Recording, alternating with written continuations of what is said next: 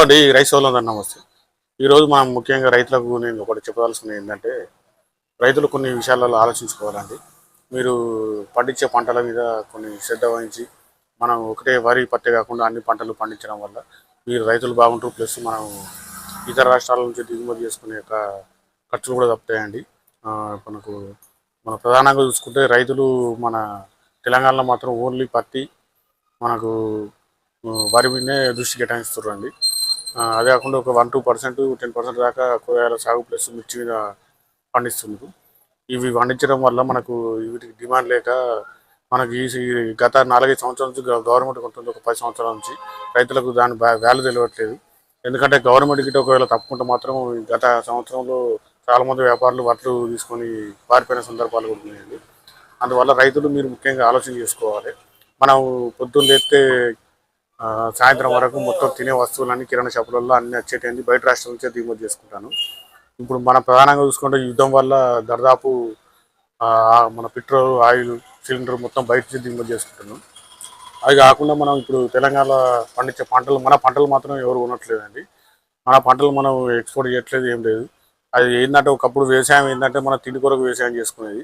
ఇప్పుడు వ్యవసాయం అనేది ఒక ప్రధాన బిజినెస్ అయిపోయిందండి. మందులు ఎక్కువ కొట్టుకుంటూ ఎక్కువ పంట పండించే ఆలోచన, ఎక్కువ పంట పండియాలనే ఆలోచనలో రైతులు చూస్తున్నారు. దానివల్ల ఇప్పుడు ఈ గడ్డి మందు వల్ల కూడా చాలా అనర్థాలు జరుగుతున్నాయి.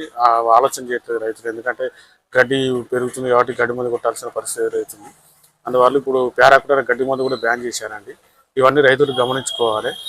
నేను ఇప్పుడు ప్రభుత్వాలు కూడా మనకు రైతులకు సబ్సిడీ రూపంలో ఎన్నో అవకాశాలు కల్పిస్తున్నాయండి. ఇలా కల్పించడం వల్ల రైతులు కూడా మీరు ఒకటే పంట మీద పోకుండా కేవలం వడ్లు పత్తే కాకుండా అన్ని రకాల పంటలు మీరు పండించాలని నేను కోరుతున్నానండి. ఈ అన్ని రకాల పంటలు పండించడం వల్ల మనం ఇతర రాష్ట్రాల నుంచి దేశాల నుంచి దిగుమతి చేసుకునే ఖర్చు తగ్గుతుందండి. దానివల్ల మనకు రైతులకు లాభం జరుగుతుంది, మన కస్టమర్లకు కూడా లాభం జరుగుతుందండి. ఇది కొన్ని నేను రైతులు గుర్తుంచుకోవాలని తెలియజేస్తున్నానండి. కేవలం మనం వరి పత్తి పండించడం వల్ల ఉల్లిగడ్డ, ఆలుగడ్డ, పప్పు దినుసులు, మిర్చి మన తినే పదార్థాలు ఇతర రాష్ట్రాల నుంచి ఇతర దేశాల నుంచి దిగుమతి చేసుకుంటున్నాము. వాటికి డిమాండ్ బట్టి రేటు వేస్తున్నారు వాళ్ళు. మన వడ్లకు పత్తికైతే రేటు ఇవ్వట్లేదు. గత 4-5 సంవత్సరాల నుంచి వడ్లు మాత్రం గవర్నమెంట్ కొనట్లా రైతులు బతాయిస్తున్నారు. చివరికి గవర్నమెంట్ కొన్నకి రైస్ మిల్లులకు పంపినాక ఈ రైస్ మిల్లులు ఏం చేస్తున్నారంటే ఆ పైసలన్నీ వాడుకొని గవర్నమెంట్కి పైసలు కట్టలేరు. ఇదో గుర్తుంచుకోవాలి. ఈ గత 4-5 రోజుల నుంచి రైస్ మిల్లులో దాడులు జరిగి రైస్ మిల్లు యజమానులు టోటలు జైలు పోయిన సందర్భాలు కూడా ఉన్నాయండి. ఇవన్నీ రైతులు గుర్తుంచుకోవాలని తెలియజేస్తున్నానండి. మనకు ఒక 10 ఎకరాల వ్యవసాయం ఉన్నదనుకోండి, మనకు 10 ఎకరాలలో 5-6 రకాల పంటలు వేసుకుంటేనే మనం ఇతర రాష్ట్రాల నుంచి దిగుమతి చేసుకుంటే తప్పుతాయండి. ఇది రైతులు ప్రధానంగా గుర్తుంచుకోవాలని తెలియజేస్తున్నానండి. కేవలం పత్తి మీదనే మేము వడ్లే పండిస్తాం, ఈ వడ్లకు బోనస్ వస్తుంది, ఈ మీరు రైతులు బాగుపడాలని చెప్పి గవర్నమెంట్ ఎన్నో సంక్షేమ పథకాలు ప్రవేశపెడుతుంది, సబ్సిడీలు ప్రవేశపెడుతుందండి. ఒకవేళ రైతు ఇట్లా వడ్లు కొనకపోతే రైతుల వడ్లు గిట్ట గవర్నమెంట్ కొనకపోతే రైతుల పరిస్థితి ఏందని ఒకసారి ఆలోచించుకోవాలి.